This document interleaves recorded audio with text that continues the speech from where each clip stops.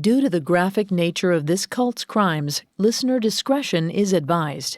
This episode includes discussions of coercion, sexual abuse, and suicide that some people may find offensive. We advise extreme caution for children under the age of 13. 40-year-old Nuri Alexander had been driving for 5 hours. She'd left the highway long ago in favor of off-roading across the Inyo Desert's packed dirt. She should have reached her destination by now. And yet, an endless plain stretched before her, teasing a journey that would never end. Nuri didn't know what she was looking for exactly. Spiritual awakening, ascension, obliteration in a mystical ball of flame? Her teacher, Carlos Castaneda, had always assured Nuri that she'd never die. Of course, he also claimed that he'd never leave her, and a few days ago, he'd broken that promise. Now, on a hot day in April 1998, she was utterly alone. Unless, of course, there was a deeper meaning to Carlos's teachings. Maybe he'd been speaking metaphorically or existentially, anything. Nuri needed to believe there was something more, or else her entire life, her entire existence, meant nothing. She could feel the truck slowing. She pressed on the gas pedal, but still rolled to a stop, out of gas. She was in the middle of the desert, miles from the road, and now she had no working car either. Nuri refused to accept the situation. There had to be something deeper. So she climbed out of the truck. The heat of the sun beat down on her face and skin. She was already thirsty. But she had to prove to herself that she was a powerful witch. That was more important than life or death. So Nuri began to walk.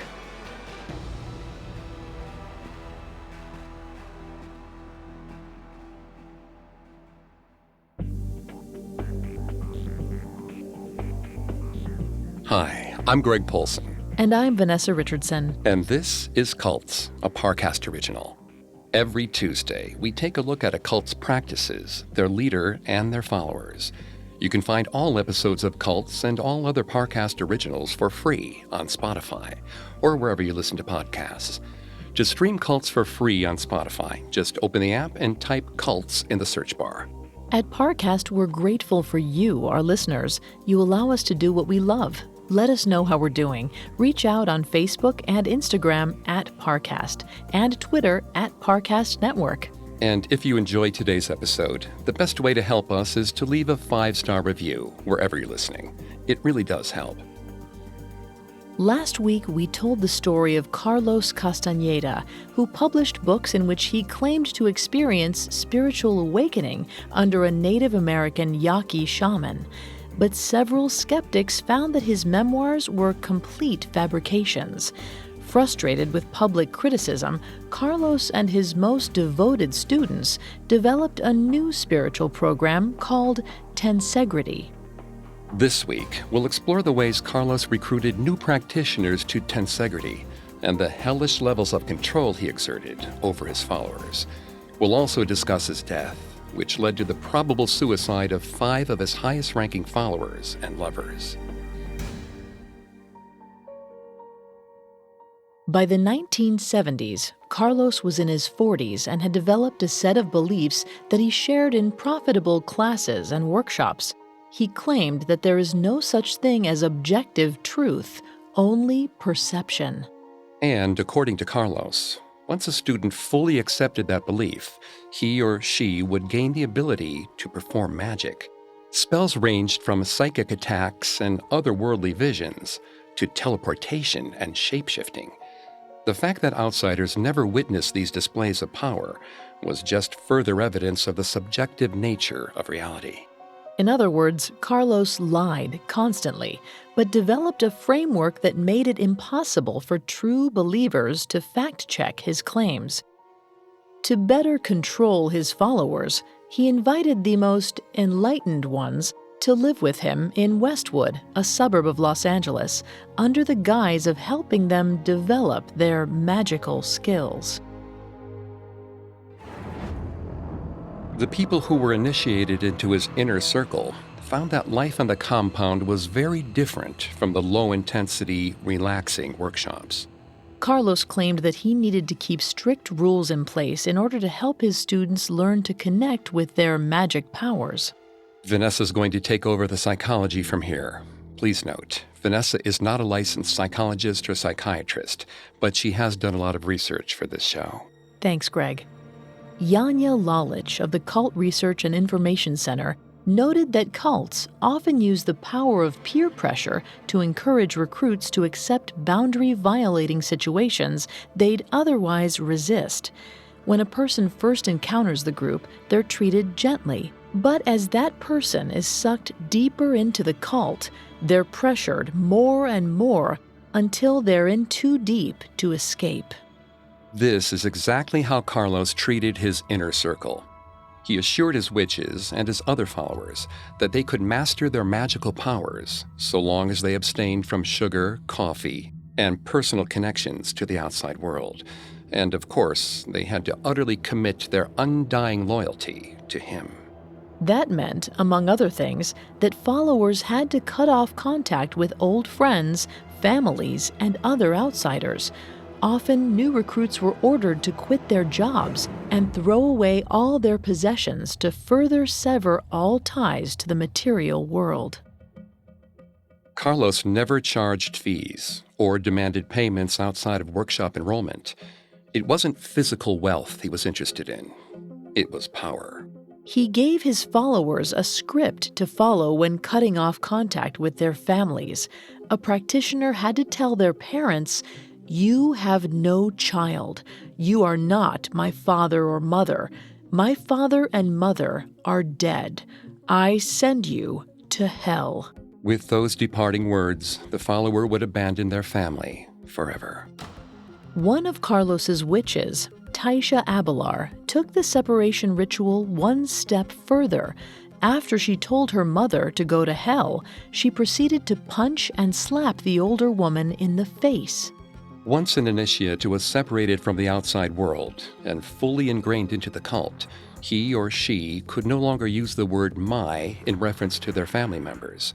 Instead, a person would have to say the father, or the sister, or the daughter.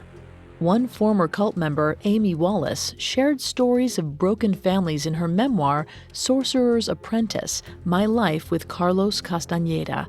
She told of one recruit who dropped her custody suit with her ex-husband when Carlos warned her that she was too attached to her parental duties.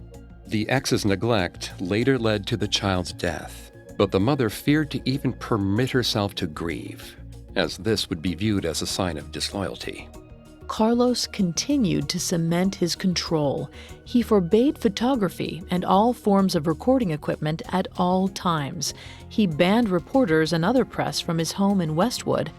In spite of admonitions that sorcerers had to give up sugar and caffeine, Carlos regularly enjoyed cappuccinos.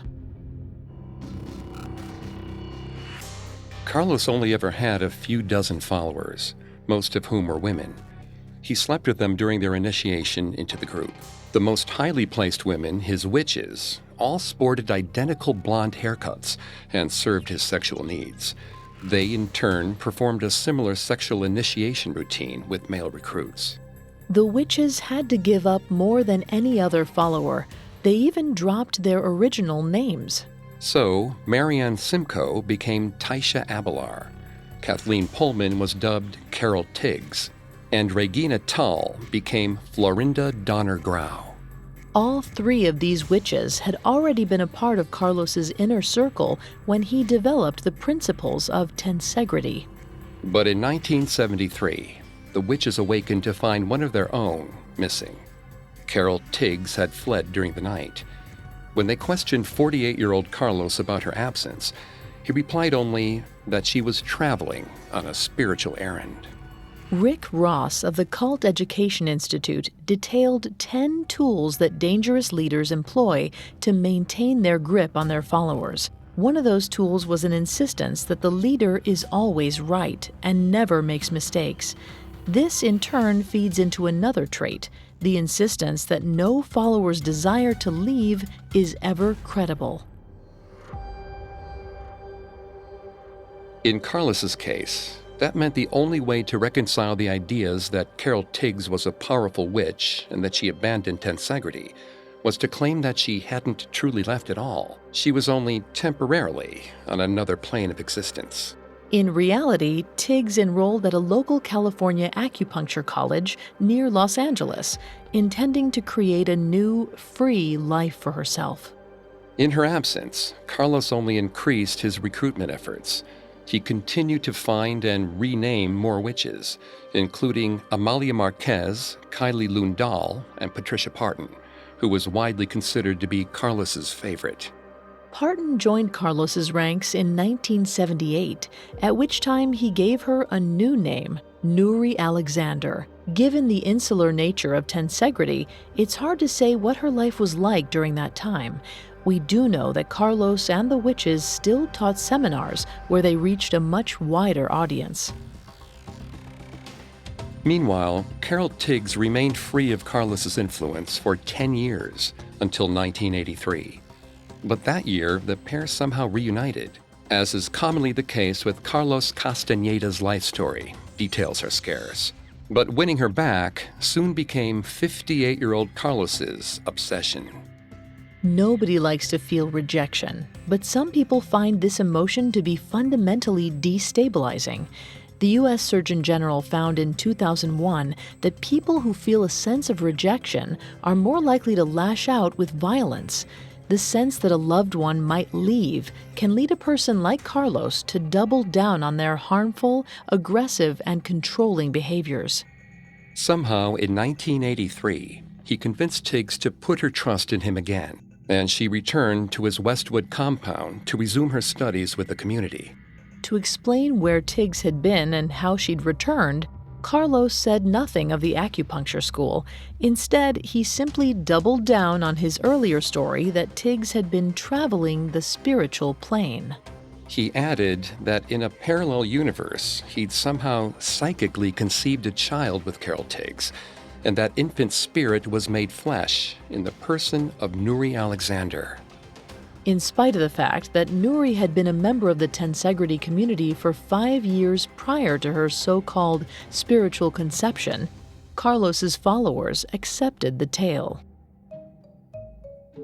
Soon after he proclaimed that Nuri was his newborn spiritual daughter, his behavior toward her changed.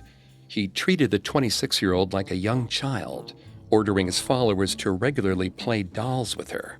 In spite of Nuri's supposed familial relation to Carlos, he continued to have sex with her throughout her time with Tensegrity. As for Carol Tiggs, she was now officially recognized as the mother of Carlos's child and as a highly enlightened being. She enjoyed her celebrated position in Tensegrity and was venerated alongside the other witches. But her return sent a powerful message to anyone else who was uncomfortable with Carlos's rule. No one ever really escaped from Tensegrity. Up next, Carlos faces the next real threat to his teachings and to his ego. Now, back to the story. Since its inception in the 1970s, Carlos Castaneda's Tensegrity had become a small but powerful movement.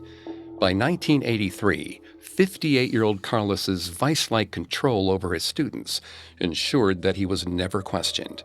And as he demonstrated with temporary defector Carol Tiggs, no one truly escaped his reach. Most of Carlos's followers were utterly devoted to him, but one, Amy Wallace, grew increasingly uncomfortable with his teachings. Wallace had discovered Carlos's books when she was a high school student in the mid-1970s. Wallace's parents struck up a friendship with Carlos after meeting him at a party. and she enthusiastically maintained contact with him through her college years. Wallace never realized that throughout their friendship, Carlos was grooming her for admission into Tensegrity. Some days he would warmly receive her phone calls and letters, and he even invited her on a trip to Mexico. But on other occasions, he would be cold and distant. Because she was unable to anticipate his mood swings, Wallace only tried harder to please him. Researcher and couples counselor Darlene Lancer identified this kind of hot and cold behavior as love bombing. With this abusive tactic, a person will temporarily behave kindly in order to gain their victim's trust and lower their inhibitions. Then, once the target feels dependent on the abuser's affection, he becomes harsh and demanding. This only spurs the victim to please the abuser and win back his affection. Carlos's witches engaged in some love bombing of their own, as they befriended and initiated Wallace into his circle right after her college years. At one point, although the date isn't known, the witches gifted Wallace with a stone, which they claimed was ensorcelled to help Wallace rid herself of her distasteful body odor to be more aesthetically pleasing to Carlos. They also taught Wallace a spell to sexually purify herself. According to the witches, every time a woman engages in intercourse, she diminishes her power and becomes infected with spiritual worms transmitted from her lover. In order to help get rid of these impurities and make herself acceptable to Carlos, Wallace had to bathe in magic herbs to rid herself of all sex worms. Like other recruits, Wallace was instructed to cut ties with the wider world. She was unique, however, as her mother and father remained lifelong friends with Carlos. As a result, Wallace was able to stay close to them. Instead, she had to make other shows of devotion. That meant that when she was in her 30s in the mid-1980s, she had to let go of her cherished pet cats. Wallace had raised her pets from kittenhood, and she was devastated to give them up. She placed them with a farming couple who accepted the felines, along with bulk-sized bags of cat food and several $100s that Wallace donated for the cat's care. Just 7 days after she gave up the pets, she received a devastating call. One of the cats had escaped from the farmhouse and had gone missing. Wallace blamed herself for the cat's disappearance and possible death. Her only comfort lay in her reassurance that this loss was laying the foundation for her to get closer to Carlos. After years of preparation, Wallace was finally deemed worthy when she was about 30. One day in the mid-1980s, Carlos drove Wallace to a cheap motel in Los Angeles. During the ride, Carlos, who was in his late 50s or early 60s, announced that for the past 20 years he'd been following the sorcerer's way, a strict lifestyle that featured sexual abstinence. Wallace was flattered to learn that he would break his long sexual fast with her. It wasn't until later that she came to realize that Carlos had been maintaining a sexual harem for years, before and during their relationship, and that she was just his latest initiate. After they checked into their room, Carlos whispered to her, "Tonight, Amy Wallace dies. When you're dead, nothing can hurt you." He explained later what he meant. By becoming his lover, Wallace was to deny herself her own physical needs, unless they came through him. She was meant to be dead to the world, and alive only for the sorcerer, to serve his purposes. But Wallace was never able to fully devote herself to Carlos and his teachings. As he increasingly demanded more of her loyalty and obedience, Wallace began to openly question his teachings. This only spurred Carlos to lash out all the more harshly. He told Wallace that she was too fat, too sexually promiscuous, and too unclean because of her youthful drug experimentation, alcohol use, and diet. Wallace couldn't help but see the hypocrisy in Carlos's demands. He'd published in his memoirs that he spent years in the desert experimenting with peyote, but he demanded his followers have no history of drug use whatsoever. He was chubby and kept a poor diet, but strictly regulated what his followers ate. But when Wallace spoke up about her concerns, Carlos only lashed out, accusing her of being insubordinate or resistant to his teachings. Although his hypocrisy was clear, Wallace still believed Carlos was a wise teacher and a real sorcerer. So eager to stay in his good graces, Wallace did everything she could to submit to his teachings. When she discovered that Carlos was sleeping with several of his followers, in spite of his demands that sorcerers be abstinent, she tried to ignore the backwards logic. Carlos claimed that the secret to enlightenment was to always be seeking and questioning, but he also flew into a rage any time a student failed to take him at his word. Wallace tried to pretend the two traits were reconcilable. But she reached her breaking point in the mid-1990s, when she was in her 40s. At that time, she suffered from depression and was taking Prozac. One day, after the pair were sexually intimate, Carlos learned of Wallace's antidepressant use. Enraged, he lashed out at Wallace for daring to take medication without his prior permission. He threw her out of his room and shortly thereafter changed his phone number so that Wallace couldn't call him back. So far, this was typical behavior for Carlos, and Wallace was used to his theatrics. What was new, however, was that at some point after their fight, he was in some kind of accident and had to be rushed to the hospital. The record doesn't reflect the real nature of Carlos's medical emergency. He told his followers that Wallace had psychically poisoned him with her illicit drug use. Wallace first heard of his injury when she called the witches for advice about the argument. Fellow Tensegrity member Florinda Donner-Grau informed Wallace of the full story, adding that the other witches and their students all agreed that she, through her recklessness, had nearly killed their leader. This story may sound outlandish to our listeners, but it's important to keep in mind that by this point, Wallace was so thoroughly under Carlos's thumb that she accepted the narrative. Despondent with guilt and grief, Wallace considered suicide. Luckily, she hadn't yet completely cut herself off from the wider world. Her friends encouraged her to seek help. The next time Wallace tried to connect with Carlos, he refused to accept her call. Although she didn't realize it at the time, Wallace had a rare opportunity in this latest rejection. She was emotionally vulnerable, and the manipulative Carlos wasn't there to mold and warp her feelings. For the first time in years, Wallace was able to make her own decisions about what was right for herself. But she wasn't quite ready to break with Carlos entirely. She obsessed over the now unavailable sorcerer. She found what news stories and books on him she could, and that was how she discovered the writings of Richard DeMille, the USC psychologist who'd exposed Carlos's writings to the world as lies. As we discussed last week, Carlos first made a name for himself with his book, The Teachings of Don Juan, and its many follow-ups. In this book series, he detailed his magical studies under a Yaqui shaman. But Richard DeMille found that most of the so-called teachings had little to do with authentic Yaqui practices. Carlos misrepresented native spiritual practices, drug use, and even the geography of their traditional tribal lands.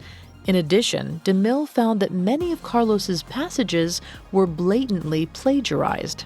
Amy Wallace devoured all that she could find about Carlos, who was now in his 60s. After a phone conversation with DeMille and Carlos's publishing company, Simon & Schuster, Wallace found a new goal in life: to expose the horrors of Tensegrity to the world. Psychiatrist John G. Clark Jr. treated hundreds of former cult members during his career. He found that escapees could not be forced out of their sense of devotion to a leader. Instead, the first step that leads a person to leave their cult is exposure to objective information about the abusive nature of their situation.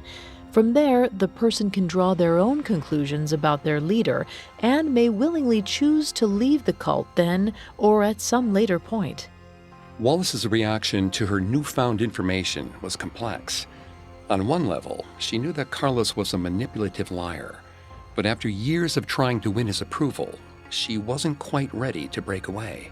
So when he invited her to return to the fold in the mid-1990s, Wallace took him up on the offer, but not before she hired a private detective to investigate and discredit him.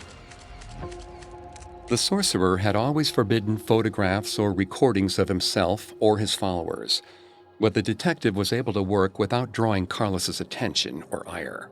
Thanks to Wallace's efforts, these photos are some of the only formal records we have of Carlos Castaneda's increasingly reclusive life during the 1990s. Perhaps he sensed how close Wallace was to leaving, because upon her return, he became deeply attentive. He brought Wallace into his most inner circle. Like the other witches, he gave her a new name, Elf. But as soon as Wallace let her guard down, Carlos resumed his old love-bombing ways. At the end of the day, he didn't see Wallace as special at all. She was just one of the many recruits he loved to dominate. Like Carol Tiggs before her, Amy Wallace was brought deeper into the fold, just as she was on the cusp of escaping from Tensegrity. But by hiring a private detective, Wallace laid the groundwork for Carlos's eventual exposure as a fraud. Next, tensions rise as Carlos Castaneda is diagnosed with an illness and his godlike image is called into question. Now, the conclusion to our story. In the mid-1990s, Carlos had a few dozen devotees who lived with him on a compound in Westwood in Los Angeles. But Carlos, in his 60s, only wanted more power and dominance, and he'd stop at nothing to achieve his goals. Around 1993, he began to hold more Tensegrity workshops, advertising them outside of his usual customer base of hippies and spiritual seekers. He founded Clear Green in 1995, a corporation meant to help run the workshops. Carlos was the owner and operator, while his witches were named as executives within the corporation. The Tensegrity workshops were a smashing success, frequently selling out. Carlos often took home upward of $10,000 every time he hosted a seminar. He or his witches hosted a total of 43 workshops over the course of 6 years. Each session varied in length and intensity. They were always led by Carlos, who would often use the class time not only to teach, but to indicate which of his followers held his favor at any given time. Sometimes he'd call his chosen students to the front to share their experiences and testimony. He also used these sessions to make a personal connection to each attendee and to identify those who were most responsive to his spiritual teachings. These particular students were then ushered into the inner circle. Within the compound, his leadership style grew increasingly self-aggrandizing. He announced to his followers that he couldn't die, and that when the time was right, he'd enter a new phase of existence by erupting into a ball of living fire and light. He claimed that he knew this because he'd witnessed his teacher, a Yaqui spiritual man named Don Juan, ascend in a ball of fire as well. In spite of his repeated announcements that he'd never get sick and never die, in the summer of 1997, Carlos Castaneda was diagnosed with liver cancer. He told no one other than his witches, and they strove to ensure that the other followers never knew about the disease. When he failed to show up for Tensegrity sessions, the witches led them instead. They helped him submit manuscripts to his publishers, ensuring he maintained a steady literary output. The witches refused to disclose the nature of his illness or offer any explanation for his absences. But Carlos couldn't hide his failing health from his many lovers. As he withdrew from sexual contact, rumors grew. Amy Wallace, the recruit who'd hired the private eye, was still a devotee at the time, although she maintained a level of skepticism that the other witches didn't seem to share. She learned that one witch applied regular acupuncture, which made no discernible impact on Carlos's health. One day, Wallace overheard a group of witches plotting quietly. They seemed to be talking about buying guns and then finding somewhere private to disappear permanently. When she asked follow-up questions, they refused to elaborate. But what Wallace had heard told her all she needed to know. The witches were forming a suicide pact. The situation deteriorated further in the summer of 1997, when Carlos collapsed while leading a Tensegrity class. As always, the witches performed damage control, but for the inner circle, this confirmed their worst fears. Their leader was dying. The record is unclear whether he sought traditional medical treatment. It's possible that Carlos even believed he could psychically heal himself. According to psychiatrist Neil Burton, self-deception occurs when a person's paradigm and reality are incompatible. Almost every person engages in some level of projection or rationalization, but in extreme cases, like that of Carlos Castaneda, a person becomes so dependent on their own lies that they cease to realistically engage with the real world. That meant that Carlos became convinced that he'd been spiritually poisoned. Recalling his earlier fury at Amy Wallace's use of antidepressants, Carlos concluded that one of his lovers was using Prozac, and thus was sapping his vitality. He grew increasingly paranoid, but never identified the culprit in his psychic illness. Instead, his condition continued to deteriorate. On April 27, 1998, Carlos Castaneda finally succumbed to the cancer. There was no burst of psychic fire and no unleashing of magical energy. Instead, 72-year-old Carlos took his last breath and peacefully slipped away.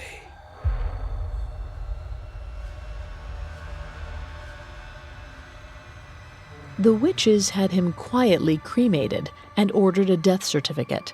However, they didn't notify the press or Carlos's former contacts at Simon & Schuster. As a result, in the weeks and then months after his death, few knew that he was anything other than happy, healthy, and in seclusion. The remaining Tensegrity practitioners got their first inkling that something was wrong a few days after Carlos's death, when witches Florinda Donner Grau, Taisha Abelar, and Nuri Alexander all went missing. Carol Tiggs reported that they were traveling. Weeks later, another pair of witches named Talia Bay and Kylie Lundahl also disappeared, this time taking Carlos's ashes with them. Born Amalia Marquez and Deanne Jo Alvers, these women were already so alienated from their families, nobody outside of the Tensegrity compound noticed for weeks that they disappeared. It was easy to keep the disappearances quiet when, from the outside, Tensegrity seemed to proceed as usual. The remaining witches and other high-ranking cult members kept running workshops. It wasn't until June of 1998 that Carlos's ex-wife's son, CJ Castaneda, received a call from Clear Green's probate lawyer. Because he'd been unable to connect with Carlos or any of the witches, CJ was the next contact listed. For the first time in the 2 months since Carlos's death, CJ learned of his adoptive father's illness and passing. After hearing the relevant information from the lawyer, CJ called his mother, Margaret Runyon Castaneda. Finally, they released the news to the press. By June 19th, papers began running obituaries for Carlos. As the reports spread across the country, friends and family of Tensegrity members tried to reconnect with their lost loved ones. When the Marquez family were unable to reach Amalia Marquez, aka Talia Bay, or even learn her whereabouts, they filed a missing persons report with the police. Unfortunately, the authorities brushed off their concerns. Talia's brother and former Tensegrity member Luis Marquez said, "We tried to reach Amalia, my sister, but she wasn't available anywhere. Later, some people called and told us all the women had disappeared. They might have killed themselves. So we immediately went to Los Angeles and we tried to approach Clear Green. Nobody wanted to help. The witches had spent their whole lives cutting themselves off from the outside. Police didn't see how this was any different. Later that year, an abandoned red Ford Escort was found near the Panamint Dunes, secluded mountains in the desert of California's Inyo County. In the following weeks, California police searched the area, but found no further evidence of the missing witches. 5 years later, in 2003, a group of hikers found a body very near where the Ford Escort had earlier been spotted. It took another 3 years before DNA testing revealed that the body belonged to Nuri Alexander, one of Carlos's witches who disappeared in the wake of his death. Although the body was too decomposed for the police to reconstruct much of a narrative, they determined that Nuri had died of sun exposure. The police had no reason to suspect her death was violent or that foul play was involved. The best theory they could come up with was that Nuri had been driving through the desert and had run out of gas. From there, she stepped out of the car and circled the area for a while until she collapsed from heat exhaustion or dehydration. Neither the police nor Nuri's family were able to discern why she'd been driving through the desert in the first place, or what she'd hoped to accomplish by exiting the car. Police assumed that she'd been searching for some spiritual experience in the aftermath of Carlos's death. Although they didn't suspect foul play, the discovery of Nuri's corpse finally gave the police the incentive they needed to open an investigation into the remaining missing women. When the police questioned former Tensegrity followers, they learned that in Carlos's final months, he and the witches had spoken quite openly about ritual suicide. They'd considered many different plans, including buying a boat and disappearing at sea, or journeying to a series of caves in the desert, where they would all die together. As it happens, Nuri's body was found only a few feet away from a network of caves and lava tubes. The police extensively searched the natural tunnels around the Panamint Dunes, but found no evidence of the other witches. As of 2019, the bodies of the remaining 4 witches have never been found. Officially, Regina Tull, a.k.a. Florinda Donner Grau, Marianne Simcoe, a.k.a. Taisha Abelar, Deanne Jo Alvers, a.k.a. Kylie Lundahl, and Amalia Marquez, a.k.a. Talia Bay, are missing, but presumed dead. The leadership at Clear Green, however, maintains the stance that the witches aren't dead. They're just traveling. Their official statement read, "For the moment, the witches are not going to appear personally at the workshops because they want this dream to take wings." Carol Tiggs continued to lead Tensegrity workshops for months after Carlos's death. But over the course of 1998, she became increasingly reclusive and has not been seen in public for nearly 2 decades. Her family has never filed a missing persons report, and there has been no official investigation into her absence. Like the other witches, Clear Green claims only that Tiggs is traveling. As for Amy Wallace, she once more plummeted into a severe depression after she learned of Carlos's death. This time, however, she had outside contacts to support her, and she was finally able to break free of the cult. Her 2003 book, Sorcerer's Apprentice: My Life with Carlos Castaneda, is one of the only accounts of what life was like inside the Tensegrity cult.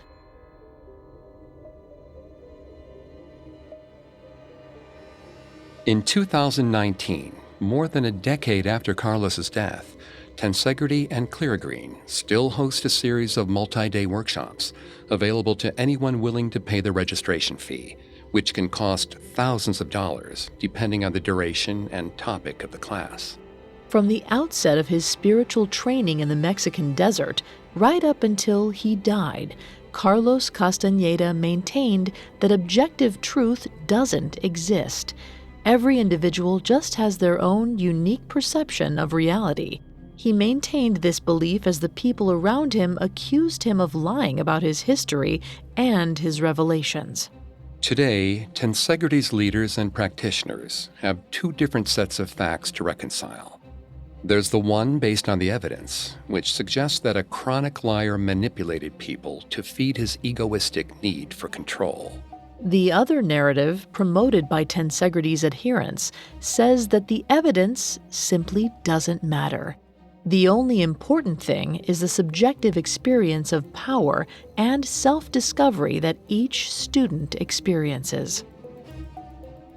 So, is Tensegrity real? The evidence clearly suggests that Carlos's students had been trapped by the deadly vision of a liar. But those same followers would respond that, in reality, their experience all comes down to perception.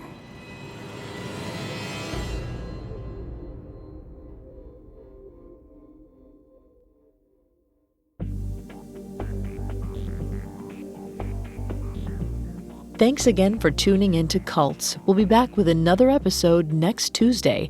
For more information on Carlos Castaneda and Tensegrity, amongst the many sources we used, we found Sorcerer's Apprentice by Amy Wallace and the long-form Salon piece, The Dark Legacy of Carlos Castaneda, extremely helpful to our research. You can find all episodes of Cults and all other Parcast originals for free on Spotify. Not only does Spotify already have all of your favorite music, but now Spotify is making it easy for you to enjoy all of your favorite Parcast originals, like Cults, for free from your phone, desktop, or smart speaker. To stream Cults on Spotify, just open the app, tap Browse, and type Cults in the search bar. And don't forget to follow us on Facebook and Instagram at Parcast, and Twitter at Parcast Network. We'll see you next time. Cults was created by Max Cutler and is a production of Cutler Media and is part of the Parcast Network. It is produced by Max and Ron Cutler, sound design by Anthony Valsic, with production assistance by Ron Shapiro, Maggie Admire, and Freddie Beckley. This episode of Cults was written by Angela Jorgensen and stars Greg Polson and Vanessa Richardson.